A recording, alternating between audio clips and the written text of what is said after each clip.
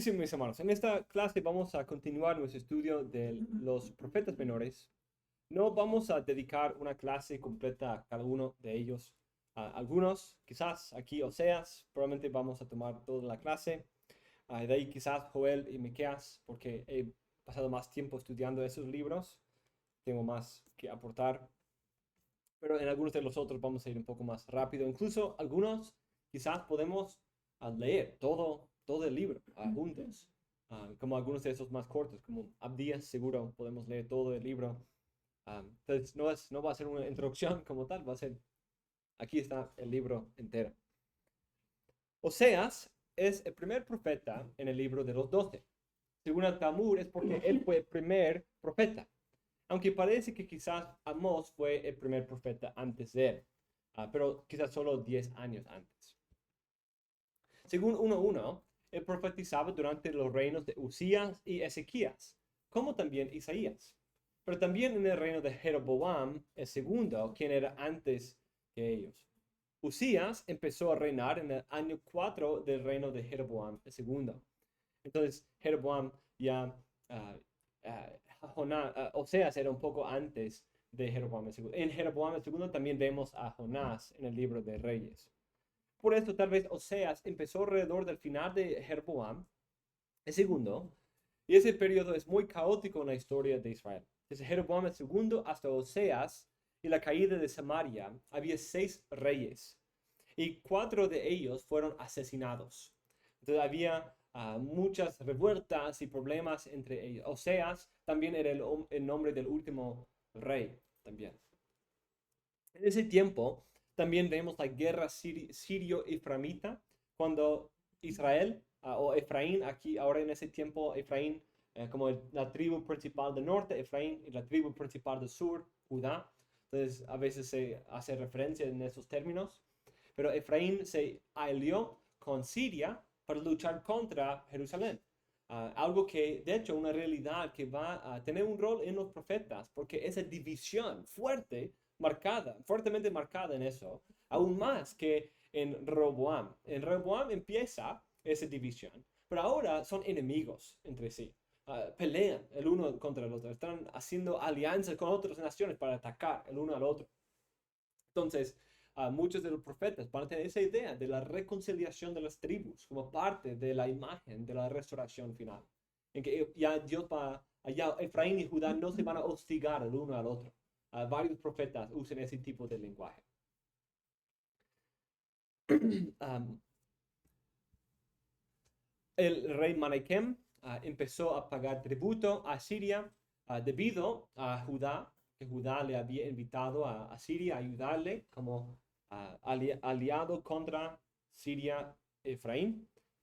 Pero cuando el rey Oseas dejó de pagar esos tributos y formó un pacto con Egipto para poder salir de esa sumisión a Siria, Salmanaser el quinto vino y derrotó a la ciudad de Samaria, la capital de Israel. Oseas era un profeta del norte. Como obvio hay que tomar en cuenta que en este tiempo ya estamos en el reino dividido. Entonces, no todos los profetas van a hablar a toda la nación de Israel. Miqueas tiene cierto indicio de eso, que da ciertas palabras a los dos, porque en ese tiempo los dos seguían existiendo. Oseas también, Amós también menciona algunas veces a los dos, porque existían todavía, pero principalmente Oseas es para el norte y Miqueas principalmente va a ser para el sur y otros también así.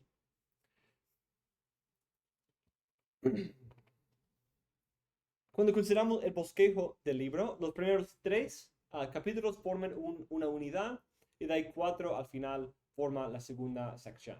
La parte original, principal 1 al 3 es esa analogía, la alegoría de la vida de Oseas, cuando Dios le manda a ir y a casarse con una prostituta para simbolizar su relación histórica con Israel, tristemente. Hay una frase que empieza al principio, oíd palabra de Jehová, hijos de Israel, que empieza el libro y que también termina el libro en 4.1, que parece, termina esa primera sección. Tenemos la historia del matrimonio, la primera fase en capítulo 1. De allí da una interpretación de esa analogía en 2. De allí en 3:1 al 3 hay la segunda etapa en que hay como la restauración y un texto programático en 3:4 a 5, que es el texto clave, no solamente para Oseas, sino también para el libro de los 12. Y de ahí el juicio y la condenación de 4 a 14. Tenemos el quebrantamiento del pacto, los fracasos políticos, los fracasos religiosos, la destrucción que Dios va a traer sobre su pueblo, el pecado perpetuo y su caído, pero unas promesas de restauración tiradas por ahí, sobre todo en la parte final del capítulo 14. Al principio del libro vemos que Dios dice a Oseas que se case con una ramera. Aunque esa sección es narrativa, muchos comentaristas buenos han afirmado que es una visión, o solo quizás una historia simbólica, un tipo de parábola, y que no ocurrió en realidad, como Jerónimo, Calvino, Ernst Hengstenberg, C.F. Cale y otros, que son comentaristas muy notables. Young también afirma esto. Lo dice por la dificultad de que Jehová le manda que haga algo pecaminoso, y también por la utilidad de la profecía. Dice que sería extraño porque el primer capítulo habría durado muchos años, porque relata el matrimonio y el nacimiento de 3 hijos. Entonces, así va la pregunta, ¿qué tan eficaz va a ser una profecía que toma por lo menos 5 años para decirse? Porque toda profecía es en términos de matrimonio, de ahí por lo menos 9 meses para el primer bebé, y de ahí por lo menos 9 meses después, y de ahí por lo menos otros 9 meses para el tercer bebé. Entonces, y de ahí todo eso es una profecía. No es poco común que Dios haga cosas así. Por ejemplo, dejó a Isaías que pase desnudo por como 3 años, a Ezequiel que pase como 1 año acostado en su costillar, y otros símbolos así que duran mucho tiempo como un símbolo, un acto simbólico de la palabra profética del Señor. Entonces, no es completamente fuera de la posibilidad que Dios lo haya mandado, pero algunos intérpretes usan esa realidad para indicar que es una historia. Él relataba esa historia de una manera parabólica para alertar, para llamar la atención de los israelitas y señalar cómo ellos se habían adulterado en su relación con el Señor, como Ezequiel 16 había dicho. De hecho, esa idea de la prostitución es algo muy común en el libro de Ezequiel, sobre todo Ezequiel 16, que es una imagen muy fuerte, pero vuelve ahora en Oseas, en el próximo libro del canon. Dice que el pueblo entonces esos eruditos dicen que el pueblo ya se habría olvidado de la primera profecía cuando vinieron la segunda y la tercera en los otros hijos. Pero si es una visión, una historia, los dos tienen el mismo mensaje. Israel ha sido una ramera en su relación con Dios, ha sido infiel a su esposo Jehová, y vemos ese lenguaje mucho en los profetas, como hemos mencionado en otras partes. Yo personalmente creo que sí es una historia verdadera, que es parte de esos actos simbólicos que Dios le había mandado a sus profetas. Entonces, eso es mi opinión personal. Entonces, por eso estoy en desacuerdo con esos otros eruditos, aunque muy respetados. Los nombres, entonces, en primer lugar, la imagen del matrimonio. Eso es algo muy común, un símbolo que Dios usa para simbolizar el pacto, la relación pactual. Como por ejemplo, en Isaías, habla de como Dios, tu hacedor, es tu esposo, es tu marido. Entonces usa ese lenguaje de matrimonio, de esposos, que para simbolizar la relación pactual. Algo posiblemente detrás del libro de Cantar de los Cantares también. Esa relación pactual simbolizada en el matrimonio. También en el primer matrimonio. Que de hecho es algo interesante que quizás aparece a través de alusión aquí en el libro de Oseas también. Los nombres de los hijos también son importantes y son la base de varios juegos de palabra. Como vimos en Isaías 7 a 9, los nombres tienen cierta importancia. como Isaías 7 habla de su hijo que se llama un remanente regresará, que es una profecía pequeña. O luego, Meher Shalal Hashpat, el que rápido al desperdicio y rápido al botín.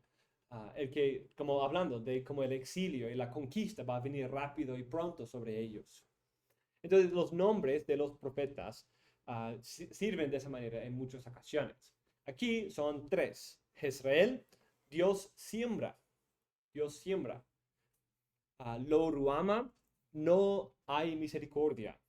Y lo a mí significa no es mi pueblo. Esos nombres demuestran la destrucción de Israel. Israel es el nombre de un valle importante donde Dios presenta que va a haber una batalla clave en que Israel va a ser destruido en ese valle, Israel. Así, quizás conectado con esa imagen, por lo menos sirve esa idea como los valles, como el lugar de guerra, de juicio. Los otros tienen un sentido más espiritual. Esos nombres nos refieren a la promesa del pacto mosaico. Cuando Dios da su misericordia a su pueblo, da misericordia a los que dará misericordia, ¿cierto? Pero aquí dice que no les va a mostrar misericordia. Y aquel pueblo que era su pueblo por pacto, ahora no va a ser mi pueblo. Deben ser el pueblo de Dios y Él será para ellos por Dios. Pero aquí vemos que por quebrantar el pacto ya no son el pueblo de Dios y no recibirán la bendición de la misericordia pactual. Entonces, el lenguaje, otra vez, el matrimonio simboliza el pacto, es el lenguaje, mi pueblo. Ese es el lenguaje pactual. Yo seré tu Dios y vosotros seréis mi pueblo. Pero aquí usando los nombres para simbolizar la rotura de esa relación. Capítulo 2 explica esa analogía por decir que Israel es esta esposa infiel y promiscua. Pero la última parte promete la restauración de Israel por ser rescatado de su pecado en fidelidad. Y el capítulo termina en versículo 23 con un juego de palabras usando los nombres. Y la sembraré para mí en la tierra, y tendré misericordia de lo Ruama, y diré a lo a mí, tú eres pueblo mío. Y él dirá, Dios mío. Muy interesante, ¿cierto? Entonces tenemos esa imagen de la restauración en términos de Dios plantando un jardín, Dios plantando un plantillo en medio de la tierra, referenciando el nombre de Jezreel y también evocando el lenguaje de Edén. Y de ahí va a mostrar misericordia a no misericordia y va a decir a no mi pueblo, tú eres mi pueblo. Y de ahí el lenguaje pactual cumplido, esa frase pactual, Dios mío, pueblo tuyo. Aquí vemos que Dios va a hacer un pacto nuevo, porque vemos el quebrantamiento del pacto en la prostitución y adulterio, pero de ahí Dios habla de una restauración que evoca la idea de un nuevo acuerdo, una nueva relación de restauración en que Dios va a decir, tú eres mi pueblo y vosotros sois mi pueblo y yo soy vuestro Dios. Entonces, tenemos tiempo, leamos esta sección. Es una sección muy, muy hermosa. Decid a vuestros hermanos, a mí y a vuestras hermanas Ruama. Invirtiendo los nombres, ¿cierto? Contender con vuestra madre. Contender porque ella no es mi mujer y yo no soy su marido. ¿Qué es eso? Es otra vez ese pacto, la inversión del lenguaje pactual. Entonces, como Dios dice, yo soy tu Dios y vosotros sois mi pueblo, aquí dice, no es mi mujer y yo no soy tu marido. Ese es el lenguaje pactual matrimonial. Yo soy tu marido y tú eres mi mujer. Yo soy de mi amado y mi amado es mío. Que quite pues de su rostro sus prostituciones y sus adulterios de entre sus pechos. No sea que yo la desnude completamente y la deje como el día en que nació, y la ponga como un desierto, la reduzca a tierra seca y la mate de sed. Hay una profecía de descreación, ¿cierto? La mujer adúltera va a volver al día en que nació. La tierra fructífera va a volver al desierto y la tierra seca cuando no había vegetación y no había agua. ¿Sí? Sí, desorden. Ajá. Tohu webohu. Y no tendré compasión de sus hijos, porque son hijos de prostitución. Pues su madre se prostituyó, la que los concibió se deshonró, porque dijo, iré tras mis amantes, que me dan mi pan y mi agua, mi lana y mi lino, mi aceite y mi bebida. Por tanto, aquí cercaré su camino con espinos, y levantaré un muro contra ella, para que no encuentre sus senderos. Y seguirá a sus amantes. Algo interesante que nos hace pensar por lo menos a mí, me vuelve a pensar de Génesis 3. Los espinos y cerrar el camino para que no vuelvan por el sendero al árbol de la vida. Y seguirá a sus amantes, pero no los alcanzará. Los buscará, pero no los hallará. Entonces dirá, iré y volveré a mi primer marido, porque mejor me iba entonces que ahora. Pues ella no sabía que era yo el que le daba trigo, el mosto y el aceite, y le prodigaba la plata y el oro que ellos usaban para Baal. Es otro lenguaje usado también luego en Amós. Por tanto, volveré a tomar mi trigo a su tiempo y mi mosto a su sazón. También me llevaré mi lana, mi lino que le di para que cubriera su desnudez. Y ahora descubriré su vergüenza ante los ojos de sus amantes, y nadie la librará de mi mano. Mucho lenguaje aquí de Génesis y de Ezequiel 16. Ajá. Pero los dos dependiendo de Génesis. Porque en Génesis tenemos la imagen del matrimonio, es el lenguaje de los espinos, de las maldiciones del jardín del Edén, e incluso la vergüenza de la desnudez. Todo eso es parte de Génesis 2 y 3, de ese primer matrimonio.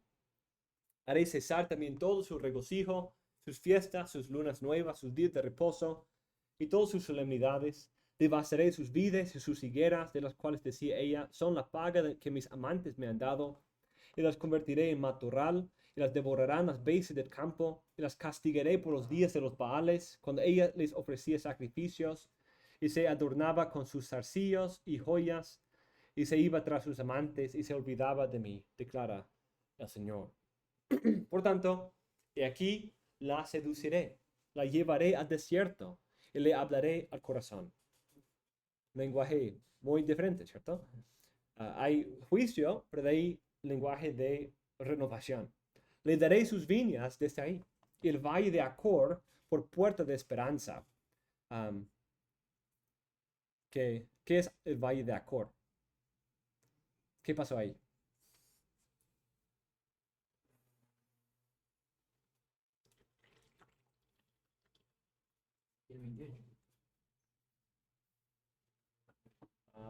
No sé.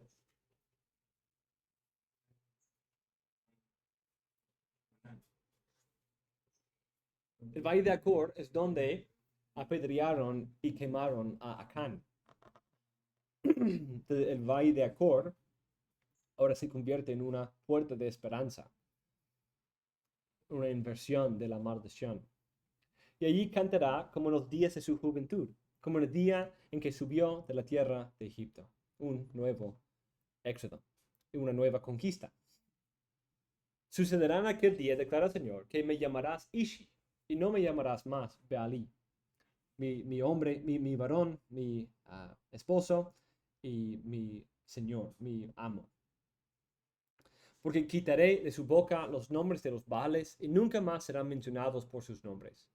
Baal es el nombre de Dios, del Dios falso, pero también es la palabra hebrea para amo. Porque quitaré de su boca, en aquel día haré también un pacto por ellos. ¿No tenés un nuevo pacto? Con los bestias del campo, con las aves del cielo, con los reptiles de la tierra. Quitaré de la tierra el arco, la espada y la guerra, y haré que ellos duerman seguros.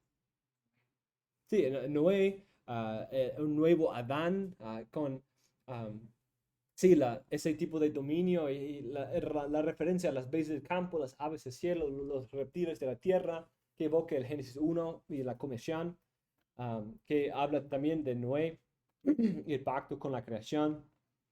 Además, que va a haber paz, que quizás Noé aquí mucho porque el diluvio vino por causa de la violencia. Entonces Dios trayendo la paz del arco iris, en que pone fin, en teoría pone fin a la maldición y pone fin a la violencia, pero tristemente no pasó, ¿cierto? Porque Noé y sus hijos siguen en ese pecado y violencia, pero la promesa es que después de ese quebrantamiento pactual, Dios va a restaurar y hacer un nuevo pacto y va a quitar de la tierra el arco, la espada, la guerra. Es algo interesante porque esto es el tema aquí también, de Miqueas 4, de ese inicio. Entonces, empieza aquí con esa promesa de una tierra restaurada, la restauración de la relación con Dios y sin guerra, sin enemigos, sin conflicto. Y aquí es la misma imagen. Te desposaré conmigo para siempre, si te desposaré conmigo en justicia, en derecho, en misericordia y en compasión. Te desposaré conmigo en fidelidad, y tú conocerás al Señor. Y sucederá que en aquel día yo responderé, declara el Señor. Responderé a los cielos, y ellos responderán a la tierra. La tierra responderá al trigo, y el mosto, y al aceite, y ellos responderán a Israel. La sembraré para mí en la tierra, y tendré compasión de la que no recibió compasión, y diré al que no era mi pueblo, tú eres mi pueblo, y él dirá, tú eres mi Dios. Romanos 9, sí, en un sentido, eso es parte, creo que eso es un buen ejemplo de cómo parece que Pablo está leyendo el texto a la luz de todo el libro de los 12. Porque aquí mismo uno puede decir, pues él está interpretando mal, porque esto está hablando de Israel, ¿cierto? Está hablando de Israel rechazado y de ahí Israel restaurado. Entonces, ¿por qué los gentiles? ¿De dónde saca eso? Sí, pero a la luz de muchos textos anteriores y a la luz de ese tema clave del libro de los 12. Incluso aquí, las naciones suben a eso, las naciones participan en esa restauración. Aquí aquí y en varias otras partes. Ah, Viene esa idea de la restauración, de un remanente. Aquí también, en Amós 9. El texto citado para defender la inclusión de los gentiles en el nuevo templo de la iglesia, en Hechos 15 que leímos. Entonces, a la luz de todo el libro de los 12, esa restauración, cuando Dios hace un nuevo pacto con un pueblo, un remanente después de la restauración, incluye un remanente de los gentiles también. En un sentido, lo que Dios está haciendo aquí es que el pueblo de Israel vuelve como si fueran gentiles. Vuelven como si fueran gentiles, no mi pueblo, ¿cierto? Pero de ahí Dios toma un remanente de esas naciones, incluyendo judíos naturales y gentiles. Como, sí, encerró todo bajo la maldición, o quizás podemos pensar de cómo podó las ramas pecaminosas para que luego se injertaran por fe. Entonces, en un sentido, esa es la imagen. Por esto hay un verdadero quebrantamiento del pacto que llega a su clímax. ¿Dónde llega a su clímax el quebrantamiento pactual del antiguo pacto? Obvio en cautiverio babilónico, pero Daniel parece indicar que hay más mal que sufrir, hay más pecado que cometer. Y cuando es el gran momento en que el pacto se rompe, no es tan difícil. Quizás no lo han escuchado de esa manera, pero la crucifixión. Ese fue el último gran rechazo del siervo del Señor. Todos los otros juicios venían por causa de que ellos rechazaban los profetas, pero Dios sigue enviando sus profetas hasta que envió a su Hijo y también a él lo rechazaron. Entonces, el velo se rasgó, el templo es destruido luego, pero en un sentido el templo fue destruido desde la crucifixión, solo esperando su cumplimiento. Aquí muchas imágenes, el grano, mosto y aceite, vuelve aquí en el libro de Joel, una imagen muy común de la provisión de Dios o la falta de esa provisión. y es el lenguaje del pacto, es el lenguaje de Joel y muchas otras partes. Pero aquí vemos algo importante para los profetas menores. Los profetas menores son libros pactuales. Muchos van a usar lenguaje pactual, las maldiciones de Deuteronomio, los términos del Decálogo y otras partes del Levítico, leyes de la pureza y purificación, promesas de pacto, sobre todo el pacto de David, el pacto con Abraham y otras partes que va a usar para describir la realidad del juicio y destrucción o dar esperanza para el futuro y la resurrección venidera. De ahí en capítulo 3, el Señor me dijo, ve otra vez, ama a una mujer amada por otro y adúltera. Entonces, parece ser el caso que se casa con Gomer, ella se aparta de él y va a sus amantes y a ese lenguaje de que él le daba todo como Dios hacía y de ahí él va a dejar de hacer eso y se va a dar cuenta y regresar. Entonces aquí vemos él buscando a su esposa. Ve otra vez, ama a una mujer amada por otro y adúltera, así como el Señor ama a los hijos de Israel, a pesar de que ellos se vuelven a otros dioses y se deleiten con tortas de pasas. La compré, pues, para mí por 15 ciclos de plata y un homer y medio de cebada. Y le dije, te quedarás conmigo por muchos días, no te prostituirás ni serás de otro hombre, y yo también seré para ti. Otra vez, no tenés el lenguaje actual. No serás para mí y no para nadie más, y yo también seré para ti. ¿Qué representa ahí?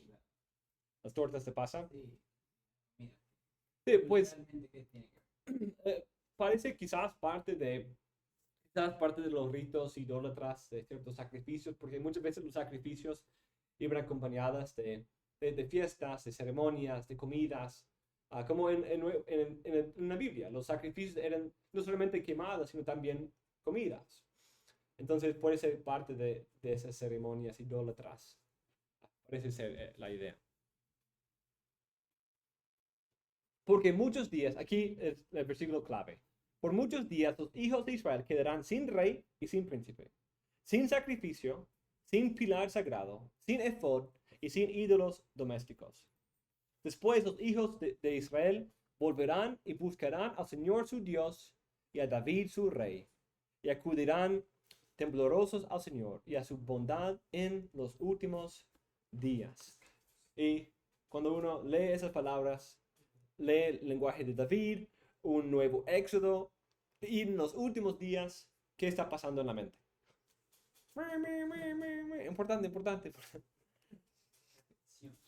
Aquí vemos un lenguaje muy, muy importante. Y esto parece, según Michael Shepard, parece ser el texto programático para el libro de los 12 y el libro de Oseas individualmente.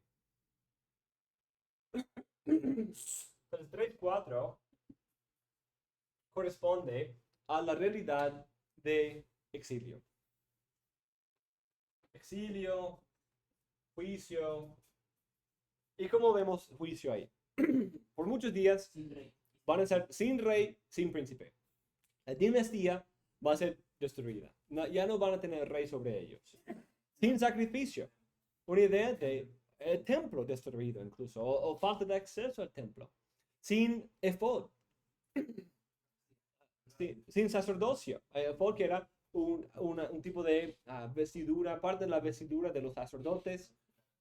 Incluso a veces se usa como un ídolo, como en Gedeón se adora a un efod, como adoras a un sombrero. Pero es un poco raro. Pero eso es parte del problema de Gedeón.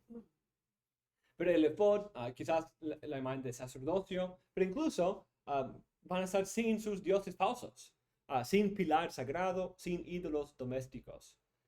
Y quizás por eso efod está ahí metido, porque a veces como Gedeón se conecta con prácticas idólatras. No solo efod, siempre efod es malo, porque David, por ejemplo, se pone un efod cuando recibe el arca. Los sacerdotes usaban efodes. Pero aquí, entre pilar sagrado y ídolos domésticos, o quizás es un tipo de estructura, es sacrificio y pilar sagrado y efod y ídolo doméstico.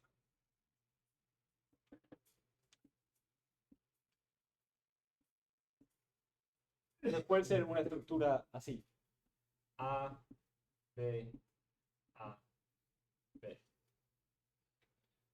¿Ven eso? Como sacrificio y efod, quizás hablando de algo un poco más neutral, ¿cierto? Ah, puede ser la práctica idólatra o puede ser incluso la destrucción del templo. Pero aquí vemos algo obviamente idólatra. Pilar sagrado, que eso es acera, que era un tipo de tronco sagrado de alguna manera, y los ídolos domésticos. Algo que también evoca este lenguaje es, por lo menos en mi mente, es el libro de Jueces y la historia de la tribu de Dan, cuando buscan primero la familia se llama Miqueas, ¿cierto? Quien busca al levita para que sea su sacerdote en su casa para sus ídolos domésticos y para que se ponga el efod para sus ídolos domésticos. Entonces es una idea de, quizás si evoca el libro de Jueces, es una idea de regreso a ese tiempo antes de, interesante, sin rey, sin príncipe, jueces, ¿cierto? Y ahora en esas otras imágenes que vienen del final del libro de Jueces, que quizás vuelve al pueblo a su tiempo antes de la paz que vino con el reino de David. Interesante. Creo que eso puede ser parte de la idea ahí. Un tipo de... Sí, la monarquía es un tipo de nueva creación, de nueva paz y gloria. Regresar a Jueces seguramente es un paso atrás. Ese tiempo caótico, ese tiempo incluso cuando se describen como Sodoma y Gomorra, como los profetas van a ser. Eso es interesante. Entonces, exilio en 3.4, pero salvación, nuevo éxodo en el 5.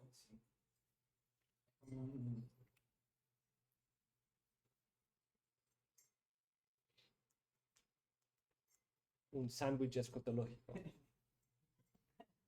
Después, los hijos de Israel, después de esto, los hijos de Israel volverán y buscarán al Señor su Dios y a David su rey. Y acudirán temblorosos al Señor y a su bondad en los últimos días.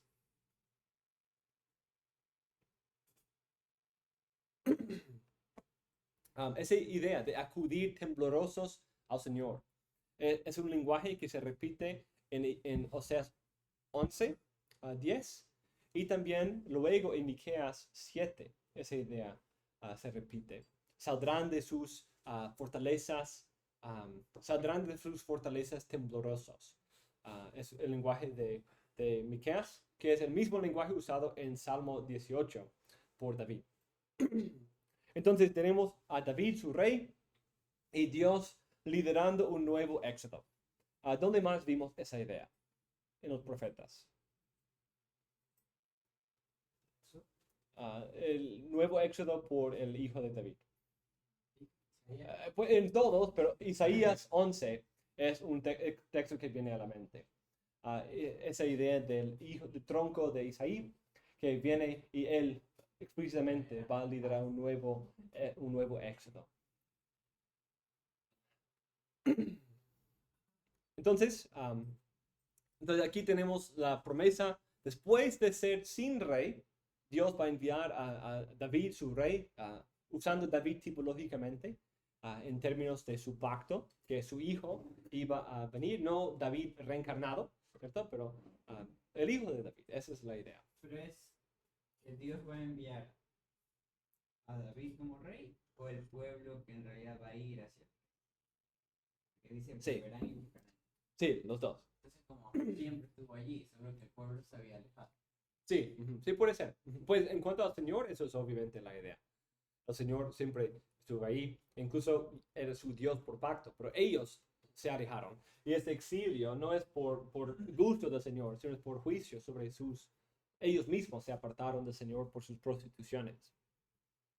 Pero van a volver, y van a volver porque el Señor va a hacer una obra primero, ¿cierto? Esa obra de restauración, de nuevo pacto.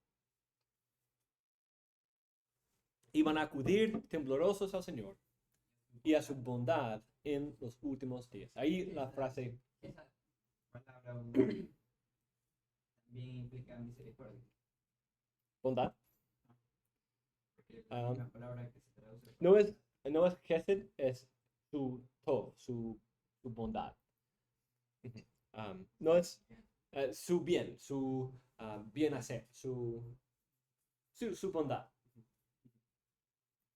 Entonces, tomando en cuenta la idea, ¿cierto? Cuando ellos estuvieron con sus amantes, recibiendo todas sus buenas cosas, ¿quién les daba esas buenas cosas?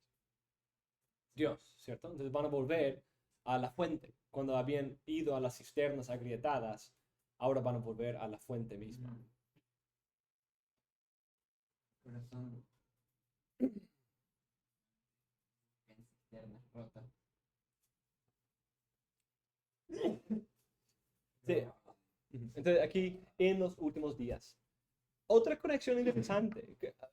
Más y más que pienso en esto, más y más surge la importancia de esta, aquí, lo que estaba aquí, Miqueas, con la línea de 3:12.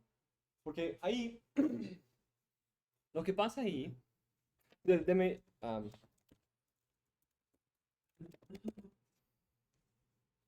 entonces 3:12 es como la mitad. 4:1 empieza así. Y sucederá en los últimos días que el monte de la casa del Señor será establecido como cabeza de los montes, se elevarán sobre las colinas y afluirán a él los pueblos, las naciones. Miqueas 4. Vendrán muchas naciones y dirán, venid y subamos al monte del Señor, a la casa. Entonces, ¿qué están haciendo? Están volviendo y están buscando al Señor, a la casa de Dios de Jacob, para que Él nos instruya en sus caminos y nosotros andemos en sus sendas, que obedezcamos el pacto. Porque de Sion saldrá la ley y de Jerusalén la palabra del Señor. Él juzgará entre muchos pueblos, enjuiciará a naciones poderosas y lejanas. Entonces forjarán sus espadas en rejas de arado, sus lanzas en podaderas. No alzará espada nación contra nación, ni se adiestrarán más para la guerra. Cada uno se sentará bajo su parra y bajo su higuera, y no habrá quien los atemorice, porque la boca del Señor de los ejércitos ha hablado. Aunque todos los pueblos anden cada uno en el nombre de su Dios, nosotros andaremos en el nombre del Señor nuestro Dios para siempre, jamás. Una nueva lealtad pactual, ¿cierto? El pacto restaurado. Pero noten las semejanzas en tema con Oseas 3, 4 y 5. Entonces, si ese es el orden del texto masorético, y Miqueas entonces es la mitad, quizás esa mitad es intencional también. Quizás esa mitad precisa es algo, porque qué interesante que el inicio del texto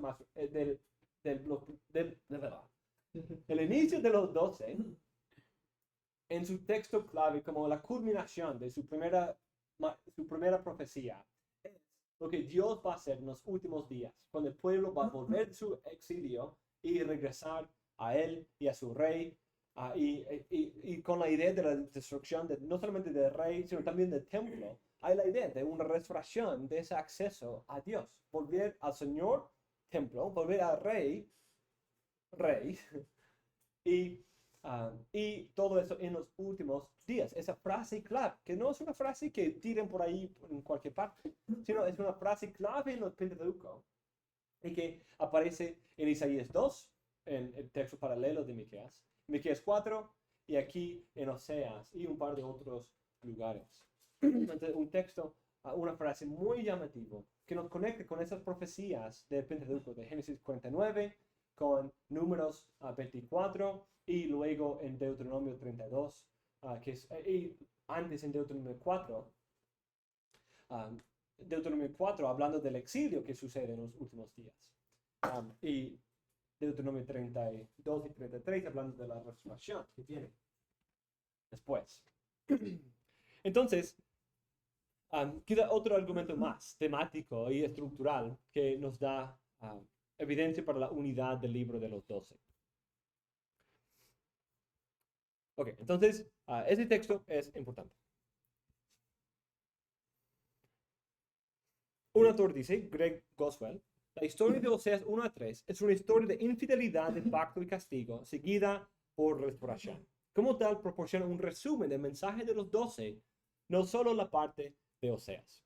Entonces, eso decía, que solamente es el texto programático de Oseas, sino también quizás, sobre todo con la conexión de Miqueas, quizás con todo el libro de los 12. Y Capítulo del 1 al 3 es como la introducción. sí, a todo el libro de los 12. Y podemos ver en cada uno que hay como que este mismo tema de Sí. pecado, juicio y Juicio que regeneración. lleva a exilio y Dios restaura después. Creo que Nahum, creo que no se ve mucho ahí. Sí, porque está hablando de De Nínive. Nínive, Ujú, pero sí. otros Sí, se ven. pero es parte de esto. Porque ¿cómo es que Dios puede Sí. restaurar a su pueblo? A través de la destrucción de sus enemigos. Aquí no vemos esa idea de la destrucción de enemigos, pero está implícito en que así Dios restaura del exilio. ¿Cómo hizo en el primer éxodo? Esa conexión con el primer éxodo es parte clave para explicar eso. Porque esto también explica. Porque aquí vemos 34:7 de Éxodo. Y aquí es Éxodo 34:6. La salvación viene porque Dios perdona, porque Dios es misericordioso y compasivo. Pero envía en exilio y juicio porque Él es justo y no tendrá por inocente al culpable. Y eso también explica el día del Señor.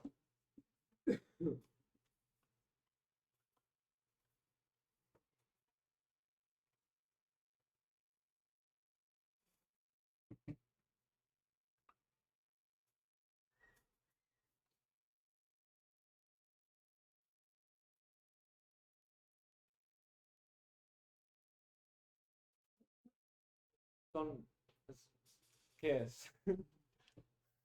Es una moneda, ¿cierto? El día del Señor es una moneda de doble cara, ¿cierto? Entonces, aquí es la cara, aquí es sí, es el edificio, el Capitolio. Sí.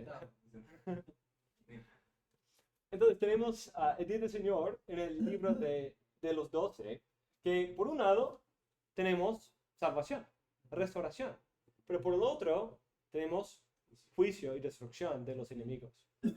Entonces tenemos esa idea doble en muchas partes del libro de los 12. Exilio y después restauración, misericordia y juicio y su relación y aplicado a Israel, juicio y misericordia. Primero juicio en exilio y de ahí después misericordia en el nuevo pacto. Y con los enemigos hay juicio para que Dios dé misericordia. La gloria de Dios. Ajá, sí. Ese es un buen libro que desarrolla ese tema de Hamilton, la gloria de Dios en la salvación a través del juicio. Muy bien. En la última parte de este libro, 4 a 14, encontramos la descripción de la destrucción de Israel y su restauración. Incluso, interesantemente, en capítulo 6, en términos de una resurrección. De hecho, en términos de una resurrección, ¿cuándo? Resurrección. Sí, resurrección. En términos de Éxodo. No. No. Entonces, En términos de Cristo. ah,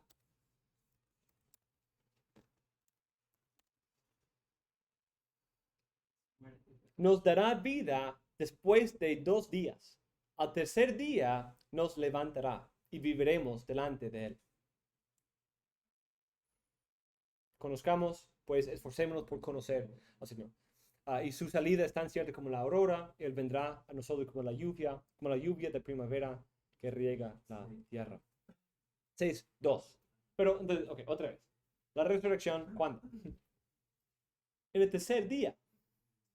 Entonces, algo que quizás parte de lo que cuando Pablo dice resucitó el tercer día conforme a las escrituras, puede ser Cristo como una inauguración de esa, porque nosotros resucitamos con él. Nuestra resurrección futura es por su resurrección. Esa inauguración escatológica de esta profecía, de la resurrección de su pueblo. Otra cosa que señalar ahí, ya hay tiempo para ver eso, pero noten ahí, vimos en capítulo 2 y ahora otra vez ese enfoque en conocer al Señor. Eso parece ser un resumen de la relación pactual. Conocer a Jehová. Conocerán al Señor. Y noten ese lenguaje de la bendición. Cuando leemos el texto, vemos un énfasis en el conocimiento de Jehová en 2:20, 4:6, 5:4, 6:6. Y vemos la expectativa de un éxodo escatológico. Esa esperanza de un éxodo nuevo es lo que Mateo destaca en Mateo 2:15, cuando cita Oseas 11, que parece ser en su contexto una referencia al primer éxodo, pero como suelen hacer los profetas, usan eventos anteriores como tipos de las obras futuras. Entonces, los profetas mismos hacen eso. Y parece que así Oseas está usando el primer éxodo, porque empieza con Oseas 11:1, diciendo el primer éxodo, de Egipto he llamado mi hijo, el primer éxodo, pero termina el mismo capítulo usando eso como patrón para un futuro éxodo, que ya hemos estado esperando desde 3:5. Entonces el libro ya espera un nuevo éxodo, como el primer éxodo, como vimos incluso en capítulo 2, habla de regocijarán como en los días que salieron de Egipto. Entonces la resurrección futura va a ser parecida en gozo y alegría que el primero. Entonces, eso es. Vamos a tener una clase completa en nuestro estudio de la teología bíblica sobre ese uso de Oseas 11:1. Ese libro también se usa en Romanos 9, como el hermano Pablo recién mencionaba. Romanos 9, 25, 26 y también en 1 de Pedro 2:10. De manera interesante, los dos lo usan de la misma manera. Eso es algo interesante.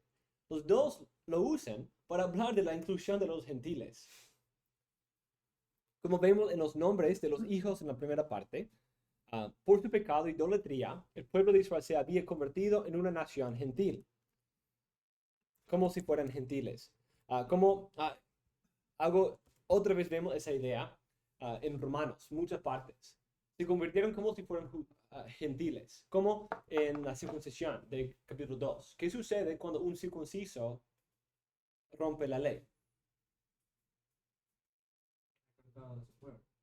Sí, el cortado de su pueblo, otra vez es como gentil, pero en términos de la circuncisión, Pablo dice, su circuncisión se hace incircuncisión. Es como si fuera incircunciso cuando no guarda la ley del Señor.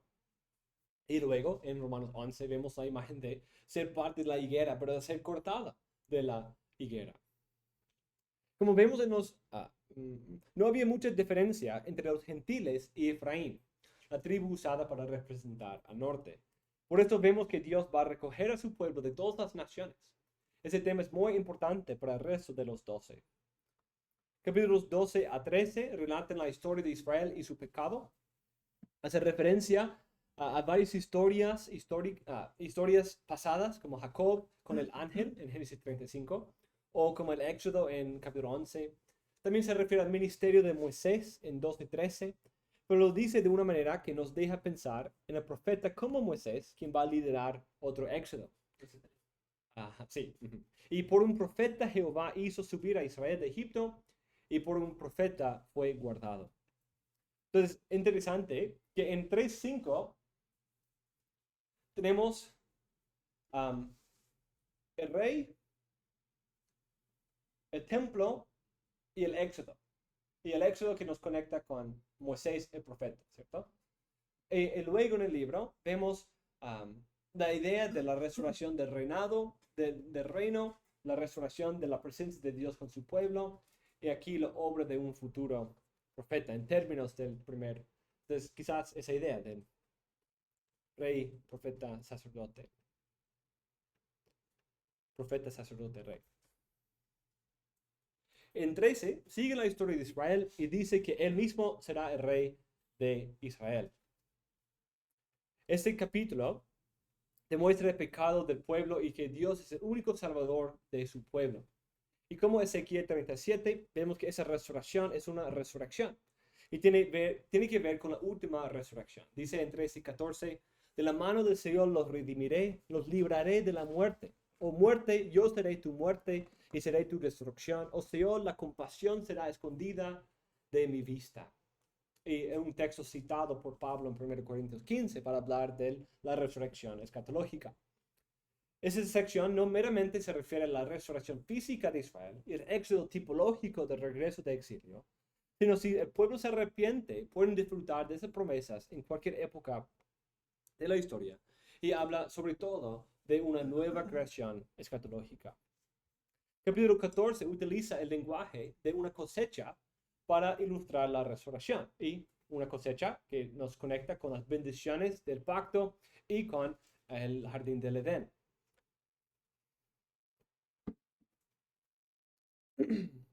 Dice que vamos a ofrecerle a Dios la ofrenda de nuestros labios.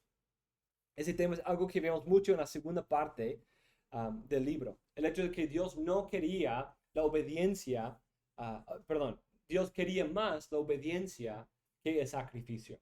Que Dios quería la obediencia más que el sacrificio. En un sentido, hay como esa referencia a Saúl y David. Estamos esperando a David el rey y vemos que el pueblo ha pecado por dar sacrificios en vez de dar obediencia. Entonces es algo interesante, ¿cierto? Es lo mismo que pasó con Saúl y David. Los sacrificios, en vez de obediencia de Saúl, nos dejan espera por el mejor rey David, y lo mismo sucede aquí en el libro de Oseas. Los sacrificios sin obediencia del pueblo nos dejan espera y en necesidad del rey David. Hemos visto ese tema en la historia de Saúl y también se menciona en el libro de Jeremías y se repite en muchas otras partes del libro de los 12, como en Amós y luego también en Miqueas. Miqueas 6 es un texto clave que culmina con ese texto famoso de qué requiere el Señor tu Dios o qué le manda el Señor tu Dios, sino el amar la misericordia, practicar la justicia y andar humildemente delante de tu Dios. En 6:6 dice, porque misericordia quiero y no sacrificio, y el conocimiento de Dios más que holocaustos. Noten otra vez ese conocimiento de Dios como una parte clave del libro de Oseas para describir la paz de la relación matrimonial, pactual. Y es interesante que el conocimiento se usa para hablar de la comunión matrimonial, de la relación sexual en el matrimonio. Y aquí muchas veces usa en términos de un matrimonio, Dios con su pueblo, habla del conocimiento de Dios. Obvio, no hablando en términos explícitos, pero la intimidad, la comunión, la perfecta comunión e intimidad que se representa en el matrimonio físico, en la relación sexual. Es lo que aquí Dios está dando a su pueblo en la resurrección. Según el Señor Jesús, si los fariseos hubieran entendido esta frase de Dios quiere misericordia y no sacrificio, habrían entendido la obra de Cristo. El Salmo que contiene esta idea se cita en Hebreos 10, 5 a 10, para mostrar la obra del Mesías en cumplir la voluntad de Dios perfectamente. En el contexto de Mateo 9, Cristo está comiendo con publicanos y pecadores, pero dice que porque no he venido a llamar justos, sino a pecadores al arrepentimiento.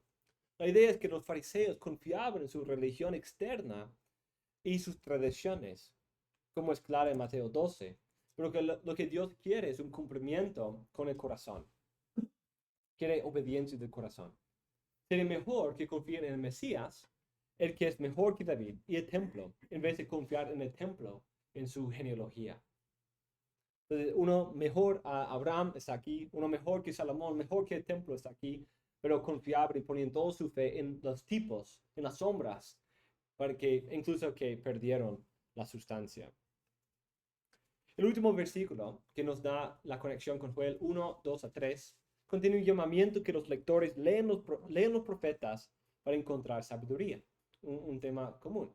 Aquí vemos una conexión importante entre los libros proféticos y los libros como proverbios. La sabiduría que comienza con temer a Dios es el resultado de entender y creer el libro de Moisés y los profetas. Este colofón, como una frase agregada al final, nos muestra el deseo del autor, su propósito en estas profecías, y leamos con conocimiento y que andemos en los caminos de Jehová. Entonces, leamos el último capítulo aquí de Oseas, es corto. Vuelve, oh Israel, al Señor tu Dios. Ese lenguaje es de 3:5, ¿cierto? Que van a volver. Entonces, van a volver, pero ahora dice, vuelve, pues has tropezado a causa de tu iniquidad. Tomad con vosotros palabras y volveos al Señor. Decidle, quita toda iniquidad y acéptenos bondadosamente, para que podamos presentar el fruto de nuestros labios. Asiria no nos salvará, no montaremos a caballo, y nunca más diremos, Dios nuestro, a la obra de nuestras manos, pues en ti el huérfano haya misericordia. Qué hermoso, ¿cierto? Palabras de arrepentimiento, diciendo, ya vamos a dejar de confiar en las otras naciones, un problema muy común en todos los profetas. Ya no van a confiar en caballos, como Salmo 20 y otros textos, y no van a adorar sus ídolos, y van a confiar en aquel quien da misericordia y justicia al huérfano. Esa es otra parte muy común de los profetas menores, esa idea de la justicia social, no en el mismo término que hoy se usa en los Estados Unidos y en otras partes, pero esa idea de mostrar justicia a los oprimidos, que Dios va a derrotar a los opresores, los reyes que abusan de su autoridad, que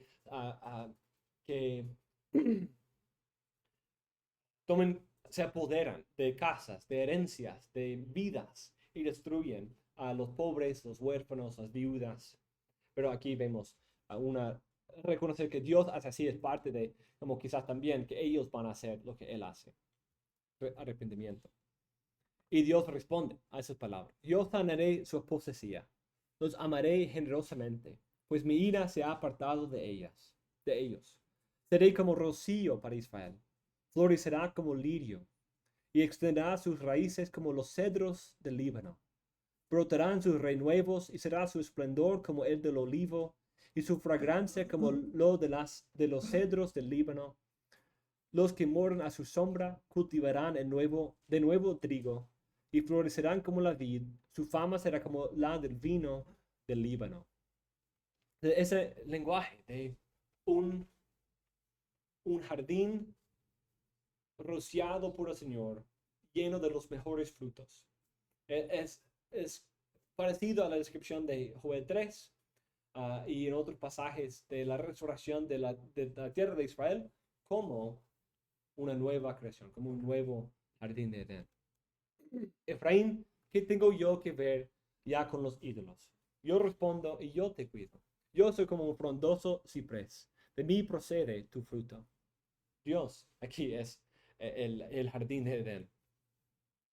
¿Quién es sabio, que entiende esas cosas?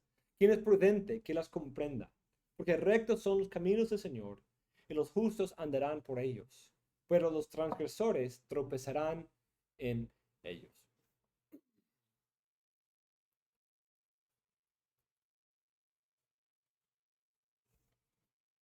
Entonces, la sabiduría es un tema que no hemos señalado mucho hace un momento, pero es un tema que está ahí en todas partes. Ya, hay mucho lenguaje así tirado por ahí en varias partes de las narrativas o aquí de los profetas, de palabras de sabiduría. ¿Cómo se ve la sabiduría? En este momento, la sabiduría viene del Espíritu de Dios, como aquellos que tuvieron la sabiduría para construir el tabernáculo o el templo, esos artífices que tuvieron el Espíritu y les dio sabiduría para cumplir su obra. Vemos la sabiduría como la manera en que Dios organiza y gobierna sobre la creación. Y la sabiduría como aquello que guía a su pueblo en obediencia. La sabiduría, la ley, como dice Dios a los israelitas. Obediencia a mi ley, en esto será su sabiduría. En esto todas las naciones dirán, esta es una nación tan sabia, porque guardan mis leyes, mi Torah. Entonces, la obediencia a la Torah es sabiduría. La obediencia a Dios es sabiduría. La presencia y ayuda del Espíritu Santo produce sabiduría. Y todo eso según el patrón de la sabiduría misma de Dios. Otro ejemplo de eso, de alguien dotado con sabiduría por el Espíritu, es José.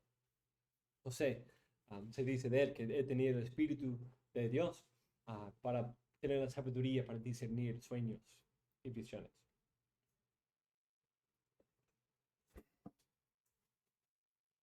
Listo, mis hermanos. Entonces, el libro de Oseas, muy hermoso, muy importante, es un buen inicio al libro de los 12, por algunas razones que quiero resumir aquí. Uno, pone todo el libro de los 12 en un contexto pactual. Nos recuerda del contexto pactual del Pentateuco. A través de la analogía, la alegoría de Oseas con su esposa. Entonces, eso es algo importante, porque todos los demás libros van a resuponer ese contexto pactual, usando Deuteronomio 28 con las maldiciones y bendiciones del pacto, los términos del pacto y muchas otras partes del pacto de Sinaí para describir la realidad del juicio que están recibiendo. Y en términos de lo que deberían haber recibido en ese pacto, para describir el futuro pacto que van a disfrutar después en el nuevo pacto. Entonces, eso es parte importante.